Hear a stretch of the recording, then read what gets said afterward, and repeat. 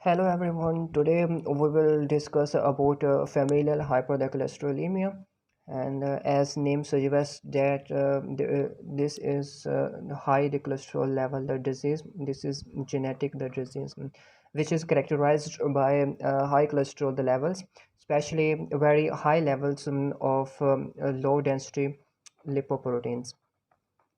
And because low density lipoproteins retention in the blood, therefore these low density lipoproteins, and they are also known as bad cholesterol. And furthermore, this the familial hypercholesterolemia, this is the also the characterized by cardiovascular the diseases. And in this lecture we will cover these topics of the familial hypercholesterolemia. About we will discuss the genetic the causes, its consequences, different the types of the mutations, pathogenesis, frequency and inheritance, signs, symptoms and treatment. We will discuss here. Talking about consequences of the familial hypercholesterolemia, there is a loss of feedback the control. Actually, this the feedback the control, this maintains the cholesterol the level in blood, and they keep in the cholesterol the level in check.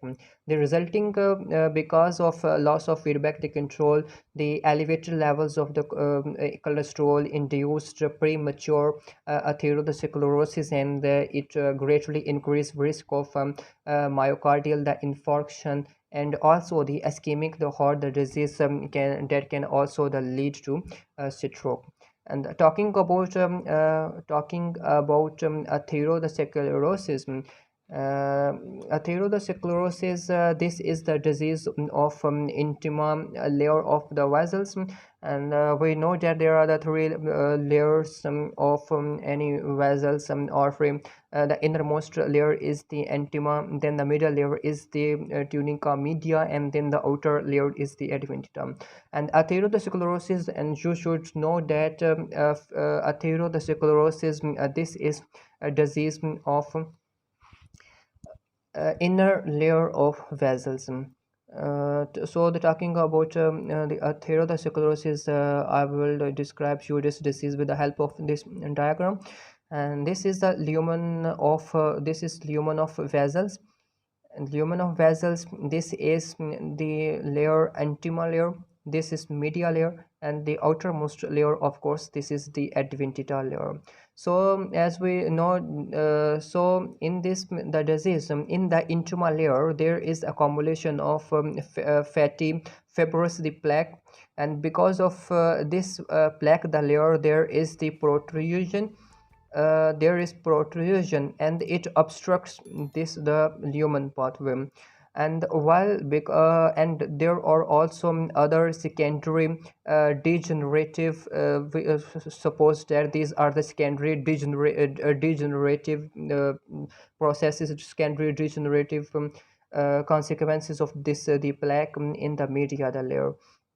And this familial hypercholesterolemia, this especially this atherosclerosis happens in elastic the arteries, and the median size muscular arteries. Talking about elastic arteries, we can say that, for example, it includes aortic artery,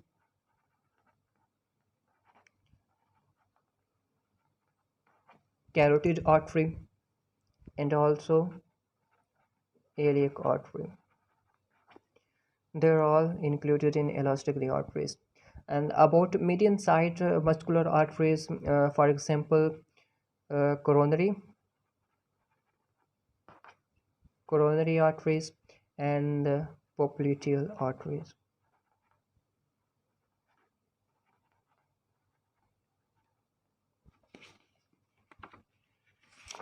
Next, we will discuss about the mutations. There are about 900 different mutations that can cause this familial hypercholesterolemia. And these mutations, they are divided into the five classes, and we will discuss it separately what happens in each type of the mutations. In the first class 1, the mutation, they are very uncommon, and they are associated with complete loss of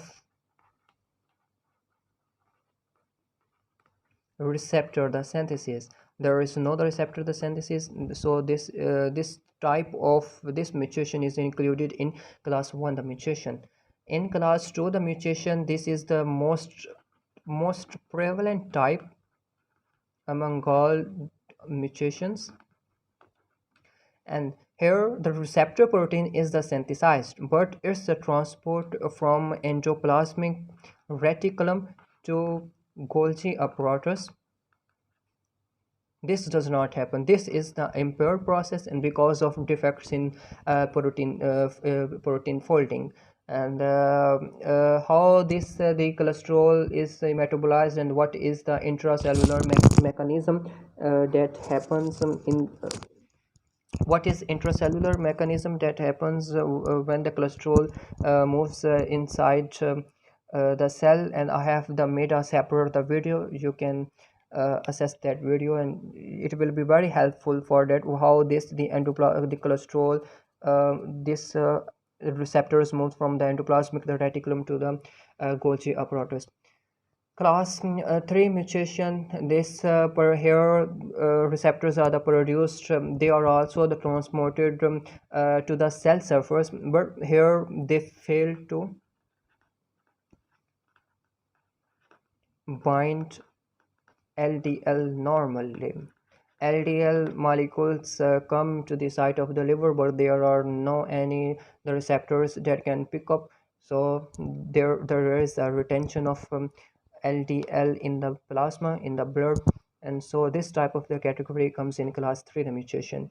And class 4 the mutation, it give rise to receptors that fail to internalize within the clathrin pairs. Clathrin pairs, for example, these are the clathrin pairs, the receptors, and these are the cholesterol the molecules, and there is no any the internalization. And so this type of the mutation, there is where there is no internalization. This is in the class 4 the mutation. In class 5 the mutation, in class 5 the mutation, they encode receptors that can bind LDL. They can bind LDL, they can internalization here. Internalization also takes place, but it's the dissociation of the receptor and bound LDL does not occur. I will explain this like here is the cell the surface, and this is LDL the receptors, and cholesterol the molecule attaches to this receptor site. Their internalization takes place clathrin pairs in clathrin pairs form, and then enfolding the occurs, and this cholesterol along with the receptor comes into the cytoplasm. But here happens that these receptor molecules have to be recycled to the cell the surface. They go to the cell the surface, and while the cholesterol level by joining with lysosomes, they are the released into the cytoplasm. But in this type of 5 the mutation, there is a retention of the movement of these receptor the molecules to the surface, and so this type of the mutation is classified in class 5 the mutation. Now we will discuss about pathogenesis. The mutations in LDL receptors, receptor protein impairs intracellular transport and catabolism of LDL, resulting in accumulation of LDL cholesterol in plasma. So the LDL level increases. This is the first thing. And other thing that happens is that there is an absence of LDL receptors on the liver. The cells impairs the transport of IDL into the liver, and so there is a great proportion of plasma IDL that is the converted into the LDL, low density lipoproteins, and thus the patients with the disease develop excessive the level of LDL as a result of the combined effect of the impaired intracellular transport and catabolism, and also the absence of the LDL receptors. And this whole thing account for xanthomas, and where there is the accumulation of fats deposits under the skin, and premature the atherosclerosis. Talking about inheritance, they are usually categorized into two categories: heterogeneous familial hypercholesterolemia and the homogeneous hypercholesterolemia. Heterogeneous this gene, the mutation that causes familial hypercholesterolemia, and that is the autosomal, the dominant. And this means that a disorder has a 50% the chance to be passing to the next generation, and it has the categories heterozygous familial hypercholesterolemia and the homozygous familial hypercholesterolemia. In the heterozygous familial hypercholesterolemia, only one parent is the affected, and you only one affected gene. And in the homozygous, the familial hypercholesterolemia, this happens if both of your parents are affected and you get both affected the genes. So this is very serious the condition, as you have both muted the genes. And heterozygous the condition, and if there are 250 the people in general the population, and there will be one among this 250 the population, there will be the one that will have the familial hypercholesterolemia. And in the homozygous, approximately 1 in 1 million people worldwide has this homozygous familial hypercholesterolemia. Heterozygous familial hypercholesterolemia, this is characterized uh, by a very high LDL cholesterol level, and this we know that normal cholesterol LDL level is 100 milligram per deciliter, and for the adults its level is about 190, and for children, and the LDL level is about 160 milligram per deciliter. And while the homozygous is the characterized by a high level of LDL cholesterol, but these symptoms are usually can be seen in childhood. Signs and symptoms.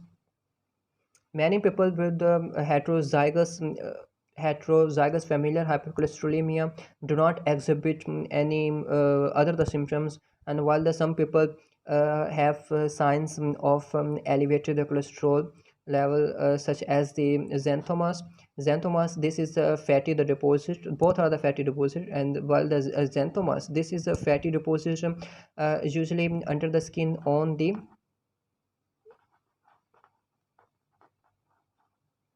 Achilles tendon or on the joints of the hand.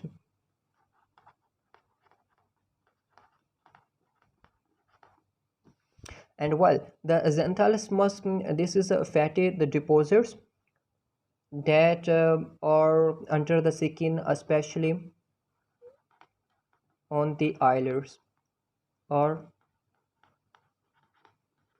corneal arcus.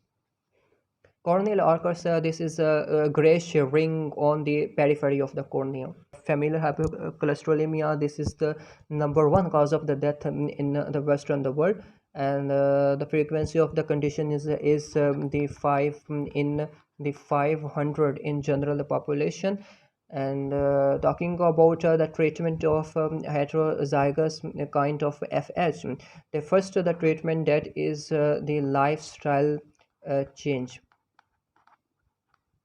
Lifestyle changes are the first line of treatment. However, for people with FH, these changes rarely lower LDL levels adequately, and so there are other effective the treatments for FH, including like these statins.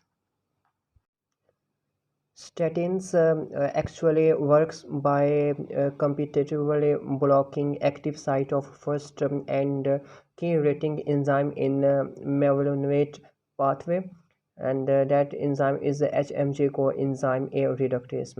Actually, this enzymes, this is a rate limiting enzyme, so this is overall mechanism is to increase cholesterol level synthesis, and as it blocks the active sites, and so there will be less cholesterol synthesis. And there are also other things, ezetimibe, fibrates, and nicotinic the esters are also used like the niacin. They're all the used in the treatment of this heterogeneous the kind of familial hypercholesterolemia, and each person is different, so it is and the important to work with your FH specialist to find the treatment that works best for you. All of the treatments that are used for the heterogeneous FH also used to treat the homozygous the familial hypercholesterolemia. And in addition, with the homozygous the familial hypercholesterolemia, the people who are the suffering from the homozygous, they have to, you know, homozygous FH. For there, the treatment usually includes LDL apheresis. LDL apheresis, this is a process by which blood is removed through the patient's vein, and then LDL is filtered, and then again they are the passed back into the different veins, and the process is similar to the dialysis process. And while the homozygous, the patients undergo a liver transplant in order to normalize liver transplant. They have to do liver the transplant in order to normalize LDL level. So that's all about familial hypercholesterolemia level. Thanks for watching. Thank you very much.